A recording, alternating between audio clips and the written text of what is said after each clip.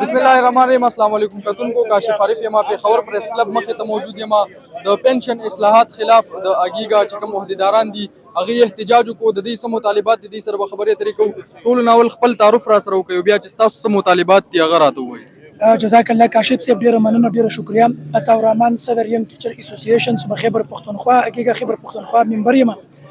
نن دا احتجاج مرکزی حکومت د پنشن د اصلاحات په نوم باندې د پنشن د خاتمي خلاف ته مرکزی حکومت یو سمری تیار کړل او دا سمری پرانا کې د سرکاري ملازمینو پنشن ختمي په دې باندې سپیپن لاګو کول غواړي.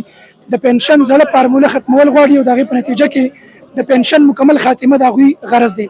موږ دا خبره کوو چې دا نگران حکومت ته د نگران حکومت د پنشن د ختمولو سره هیڅ تعلق نشته دی.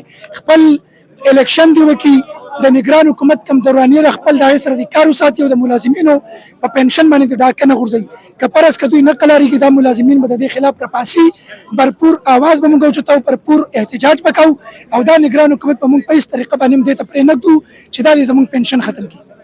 100% کټوتی پکې کېږي. تاسو کټوتی په حواله باندې زړه فارموله دا و چې 65 او 35% به موجودو. دوی دا خبره کوي چې موجوده نوې فارموله کې به 25 او 75% وي. بیا پکې دا ترتیب موجود چې کله د ملازم د ریټایرمنټ نه پس 12 کاله تیر شو نو هغه مزید 65% پیسې به ورته هم د په تنخواه کې اډ شولې.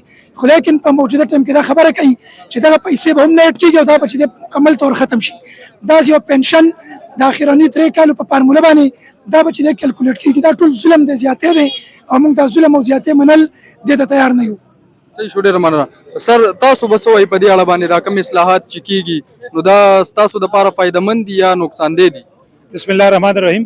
حکومت چې د IMF په پریشر باندې کوم اصلاحات نوم ورکړی دی او پنشن کې کوم تبدیلی راولي نو چونکې د 1973 ایکټ د لاندې ټول ملازمینو ته دا حقوق اصیل دي چې دته به د چې ژوندي وي ټول عمر به هغه ته پنشن ملاوېدو. که هغه به وفات شو د هغه کور والو ته ملاوېدو یا د هغه بچو ته نابالغ ته ملاوېدو یا د هغې چې کومه ناواده کړې لور به وه یا چې کوم بیوه به وه د هغې ته به ملاوېدلو.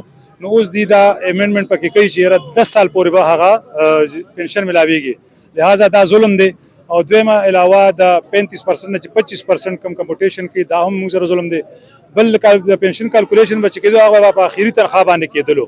اوس دی وایي چې د اخري 3 کالو چې کومه تنخواه دی هغې به اوسطو باسو په هغې باندې به موږ پنشن ورکوو. نو دا ټول کم تبدیلی دي چې کوي نو دا ملازم سره دا زیاتې دی، دا ظلم دی او دې ته نو وفاقي ملازم تیار دی نو صوبایي ملازم تیار دی. او نن د اګیګا پاکستان په سطح باندې د اګیګا پاکستان او ټولو صوبو کې دا د پنشن د کټوتۍ د پنشن باندې ډاکه چلولو خلاف احتجاج روان دی. نو لہذا مونږ دا حکومت ته وفاقي حکومت ته ورسره صوبایي حکومت ته دا خبرداری ورکو چې په دې کې هیڅ قسمه ګوتې نه وي. یو خو دا د دې نگران ګورنمنټ منډیټ نه دی، دوی سره دا اختیار حاصل نه دی چې دوی په پنشن کې یا په ایگزسټنګ کوم رولز دي قوانین دي په هغې کې تبدیلي راولي. او دویمه دا چې دې دا موږ ته آئین راکړي دي، موږ ته قانون راکړي دي. نو لہذا دې کې دې هیڅ قسمه چیر نه کوي. ګنې بیا به د ټول پاکستان ملازمین راوچت شي، دا سیسټم به جام شي او دا یو آپشن هم موجود دی. کدی مزید څه کاروي وکړه نو کېدای شي چې ټول ملازمین د پاکستان په سطح د الیکشن چې کومه ډیوټي د هغې نن بایکاټ اعلان وکړي شي. حل څه دی ستاسو په نظر کې د دغه مسلې؟ حل زموږ په ذهن کې دا دی چې دوی همیش دپاره که وفاقي حکومت دی که صوبایي حکومت دی هغوی دا خبره کوي چې د پنشن او د تنخواګانو په مد کې ډېر زیات بجټ استعمالیږي او دا په حکومت باندې یو بوج دی. خو د دې حل دا دی چې څومره اخراجات کېږي، کوم هغه اخراجات چې کوم ته اشرافیه ویلې کېږي چې کوم په کریم خلکو باندې چا سره اختیارات دي بعضې محکمې دي چې هغې ډېر زیات مراعات اخلي او د هغې ضرورت نه په بیټیش په شکل کې، د ګاډو په شکل کې، د تیولو په شکل کې، د کورونو په شکل کې، د نوکرانو په شکل کې ډېر زیات اخراجات کېږي. نو موږ وایو دا او تا حیاته پورې هغې ته هغه مراعات تسهیلي.